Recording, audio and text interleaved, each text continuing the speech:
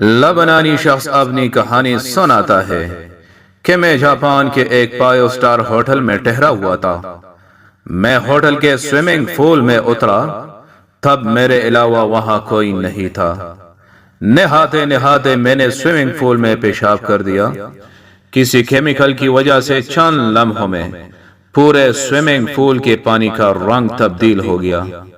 Security پر مامور افراد پوری پہنچ گئے اور مجھے سوئمنگ پول سے نکالا۔ میری نظروں کے سامنے عاملہ آیا اور سوئمنگ پول کے پانی کو تبدیل کر دیا۔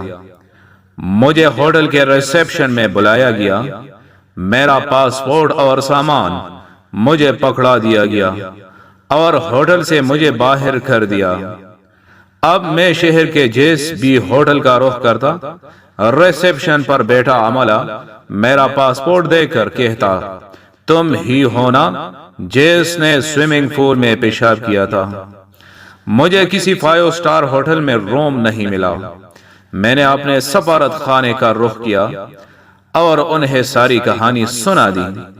سفارت خانے سے یہ راہنمائی ملی کہ ایسا ہوٹل تلاش کریں جہاں سوئمنگ پول نہ ہو۔ میں جب جاپان چھوڑنے کے لیے ایئرپورٹ امیگریشن پہنچا، میرے پاسپورٹ پر مہر لگاتے ہوئے وہاں کے ایک آفیسر نے کہہ دیا، امید ہے آپ کو اچھا سبق ملا ہوگا۔ وہ لبنانی شخص کہتے ہیں، 3 دنوں میں پورا جاپان جان چکا تھا کہ میں ہی تھا جس نے سوئمنگ پول میں پیشاب کیا تھا۔